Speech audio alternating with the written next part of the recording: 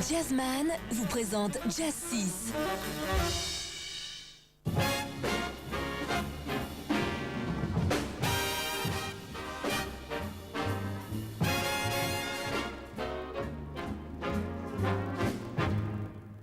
Bonsoir, John McLaughlin. John McLaughlin et son trio Free Spirits avec Joey DeFrancesco à l'orgamon et Dennis Chambers à la batterie.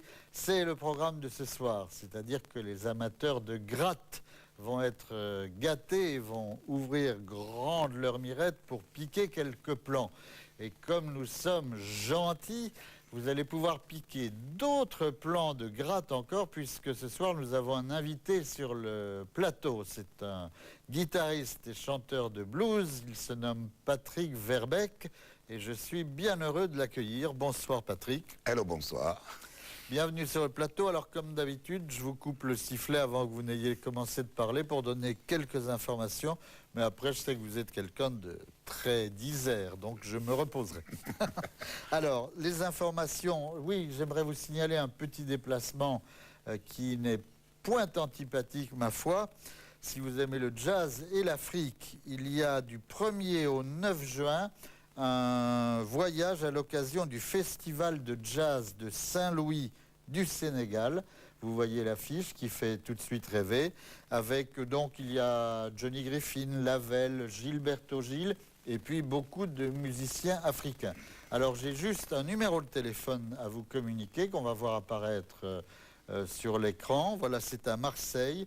Je crois, c'est l'agence de voyage qui organise ce déplacement à Saint-Louis du Sénégal, qui est, je vous le rappelle, tout début juin. Plus près de nous maintenant, à Auvers-sur-Oise, donc dans les environs de la capitale, il y a une péniche qui swing régulièrement. Ça s'appelle Jazz au fil de l'eau et vous pourrez y applaudir le trio de René Urtréguer le 22 mai. Voilà le père René à l'image. Et le lendemain, vous aurez le quintet de nos copains, les frères Belmondo. Alors là aussi, si vous voulez savoir où se trouve la péniche qui swing, j'ai un petit numéro de téléphone. Vous les appelez, je crois que c'est l'Office du tourisme d'Auvers-sur-Oise, et ils vous diront où aller retrouver la péniche. Voilà, donc maintenant, ce soir avec nous, Patrick Verbeek, qui est venu, et j'en suis ravi, je vois qu'il y a une très très belle guitare. Alors, on va d'abord parler un petit peu de vous, Patrick, et puis après de cette guitare, parce qu'elle est quand même bien mystérieuse. Qui êtes-vous? D'où venez-vous? Racontez-nous tout. Oh, je ne vais pas tout vous dire, mais en quelques mots, c'est vrai que je suis né en Normandie, un peu après le débarquement des GIs américains qui ont amené le blues avec eux et le jazz, bien sûr. Et c'est vrai que je suis vraiment tombé dans la marmite. Ça a été, dès l'âge de 14-15 ans, j'ai vu ce grand pianiste Memphis Slim, celui avec les grands doigts, qui est venu nous porter la bonne parole, qui s'est même installé en Europe à partir de 62. Et ça a été une grande découverte pour moi. Ça a été vraiment un déclic. Et une semaine après, je crois que j'avais réussi à convaincre mes parents de m'acheter ma première guitare. Et puis, comme il n'y avait pas de piano à la maison, je me suis mis à la guitare. Et puis après, j'ai eu différentes formations. Et puis petit à petit, j'ai rencontré des grands, on va dire, des grands du blues. Entre parenthèses, je me souviens d'une rencontre avec Freddie King, un des trois. C'était pas Bibi, c'était pas Albert, c'était Freddie qui nous a quittés. Et puis le dernier en date qui a eu vraiment une énorme influence sur moi, c'est Luther Allison. Luther Allison qui était un petit peu comme un guide non seulement musical, mais aussi spirituel, je dirais, parce que c'est quelqu'un qui nous a apporté énormément, qui habitait d'ailleurs en France. C'est pour ça que il m'a raconté son histoire, il m'a raconté... Ah oui, Luther, le voilà. Et il m'a raconté son histoire et l'histoire du blues en même temps. Et ce qui m'a donné envie à partir des années, tout début des années 90, de raconter l'histoire du blues aux enfants, aux collégiens. Et... D'accord, attendez, alors là vous brûlez les étapes, on va y venir. C'est un petit peu effectivement la raison de votre présence ici ce soir, c'est la sortie d'un compact qui s'intitule Willie et Louise. Mais avant ça, alors deux choses, quand vous avez, voilà, on voit déjà le compact, qu'on reverra tout à l'heure quand on parlera un petit peu plus de ce compact. Vous avez fait partie entre autres de Alan Jack Civilization, qui est un groupe qui a été vachement important à un moment. Oui. C'est vrai que ça c'était à la fin des... au début des années 70 plutôt. Ouais. Et Alan Jack Civilization, c'était pour moi le seul groupe de blues français qui pouvaient rivaliser avec les Anglais. Parce que c'est vrai que le blues est arrivé en Angleterre, il y a eu ce qu'on a appelé le British Blues Boom avec les Rolling Stones, avec Eric Clapton et tous ces gens-là. Et moi, à l'époque, j'étais encore étudiant et j'ai rencontré ce groupe Alan Jack Civilization. C'était des Français, mais qui faisaient vraiment du blues.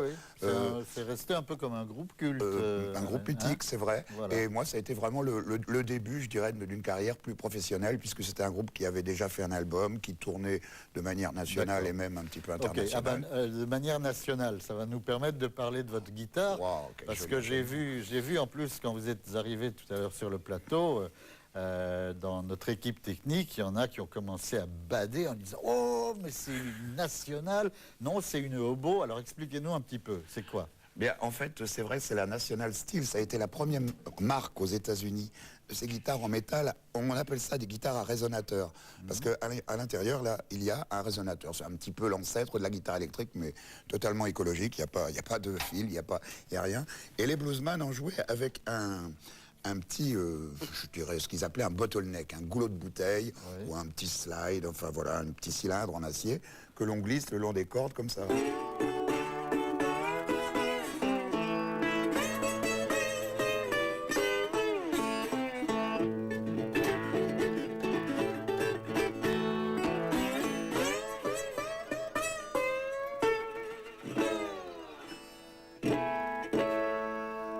C'est vrai que ça a un son complètement superbe. Alors ça n'est plus fabriqué aujourd'hui, Non, on en refait. Il y a des copies maintenant qui sont refaites, mais qui ne valent pas les originales. Je crois que celle-ci date de 1931. Ah bon? Oui. Vous l'avez trouvé où? Un collectionneur qui a accepté de me la céder, mais j'ai dû casser pas mal de tirelires, hein, parce que ça devient vraiment... en plus, il faut que je montre aussi quand même peut-être les détails. Il y a des palmiers, parce que c'est vrai que c'était la mode de la... Est-ce qu'on voit les palmiers? Oui, on les voit, très bien. Et donc, c'était la mode de la guitare hawaïenne, quoi. Et...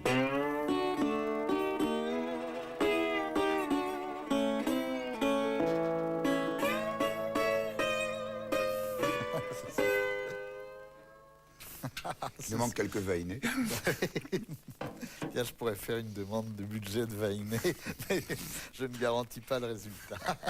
Bon, alors, Willie et Louise, c'est votre dernier compact. Il y en a eu beaucoup avant, où vous étiez donc un bluesman chantant. Et là, Willie et Louise, c'est quelque chose d'un petit peu différent. Expliquez-nous. Ben oui, c'est-à-dire que donc depuis une dizaine d'années, je présentais l'histoire du blues avec une exposition que j'ai réalisée depuis les origines, hein, vraiment depuis la période de l'esclavage, ensuite l'émancipation des esclaves. Et je vous interromps, les dessins, c'est vous qui les avez faits? On va les voir. Non, les dessins ont été faits par l'harmoniciste qui joue avec moi depuis de longues années maintenant. Un personnage fabuleux, il s'appelle Pascal Michaelian. Ok, alors pendant que vous continuez à expliquer le principe, on va regarder un ou deux dessins de Michaelian qui sont effectivement magnifiques. Oui, allez-y. Et donc, cette histoire du blues, elle s'adressait plutôt à des jeunes, déjà âgés, je dirais des primaires, des CM1, CM2, et puis aussi des collégiens. Et puis un jour, je me suis retrouvé devant une classe de maternelle, des petits bouts de chou de 3 ans, et je me suis dit, je ne peux pas leur raconter l'histoire comme ça, avec la guerre de sécession, ça va leur passer là, tout ça. Et donc, je me suis mis à improviser l'histoire d'un petit garçon que je dirais un petit peu symbolique, le petit Willy, qui est élevé par sa nounou, Louise. Et puis l'histoire s'est développée comme ça. Et puis ça fait quelques années que quand on me proposait de jouer devant des tout petits enfants, je racontais l'histoire de Willy et Louise, évidemment en passant par toutes les étapes du blues depuis les origines jusqu'à nos jours.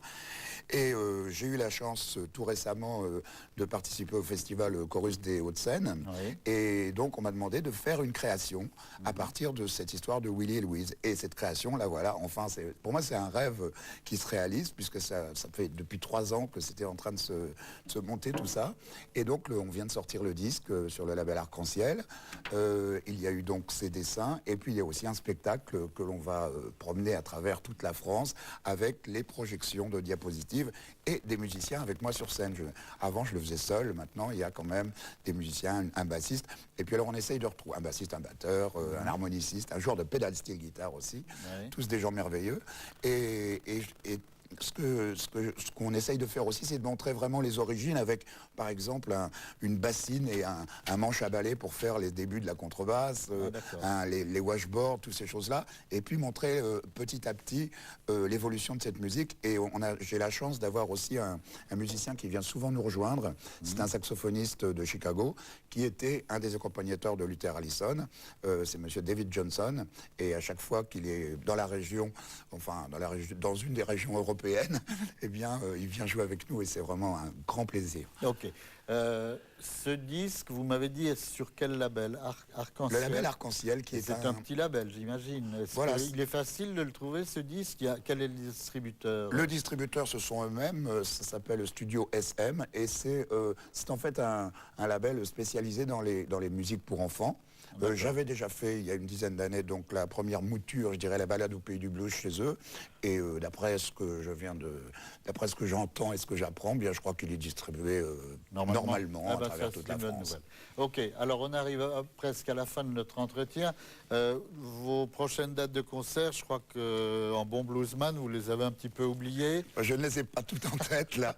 Je sais que, justement, Willie Lewis, je vais le présenter pendant une semaine dans la Loire, du côté de Rive-de-Gier, plus exactement. Rive-de-Gier, où il y a à l'automne un festival de jazz très avant-gardiste. Voilà. Donc là, vous êtes hors avant-garde et pendant 8 jours à Rive-de-Gier. Oui, en général, on fonctionne beaucoup comme ça, c'est-à-dire que je pars le lundi et puis je donne les spectacles pour les enfants. Alors, Willie et Louise pour les petits, la balade au pays du blues pour les plus grands.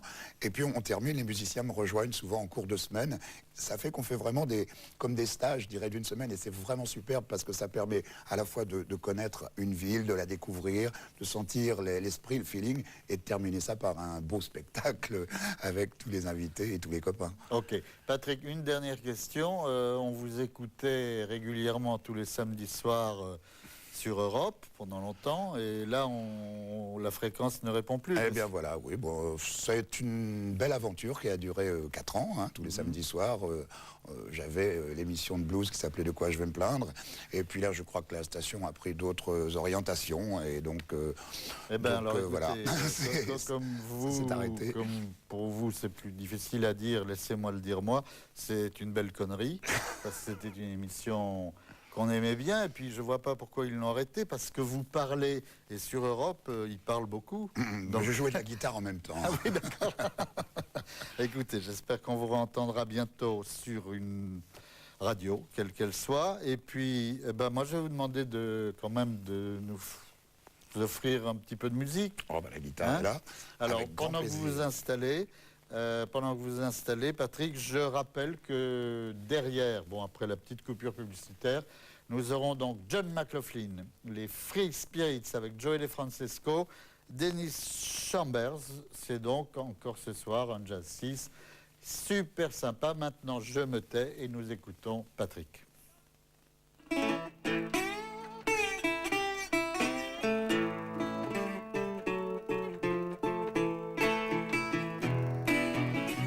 C'est un blues évidemment que je dédie à mon grand ami Luther Allison qui nous a quittés il y a pas longtemps. Mais c'est aussi un blues que je voudrais dédier à tous ces vagabonds, tous ces trimardeurs qui, à la fin de la guerre de sécession, ont été libérés, ces esclaves du sud des États-Unis. Parmi eux, il y en a un qui recherchait sa bien-aimée. Elle s'appelait Louise. Oh Louise, Louise, you're the sweetest girl I know.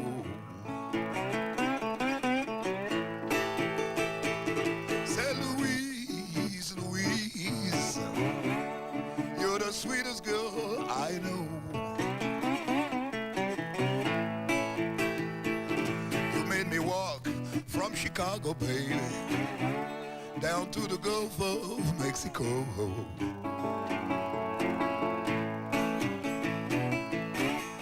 Louise ain't good looking, but her hair ain't red. She cooks my breakfast and she brings it into my bed. Say Louise, Louise, baby, please don't you do me wrong. You made me walk from Chicago, baby,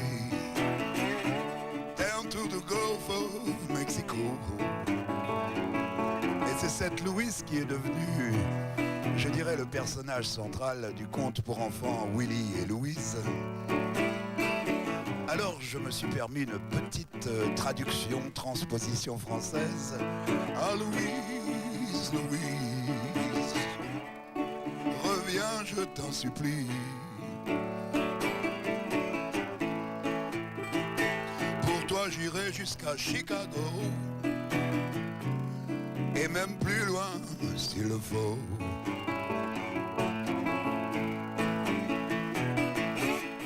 Louise était très jolie, elle était toujours bien coiffée. Elle lui faisait son petit déjeuner et des sandwichs pour aller travailler. Ah Louise, Louise, retrouver Willy. Pour toi j'irai jusqu'à Chicago, et même plus loin s'il le faut.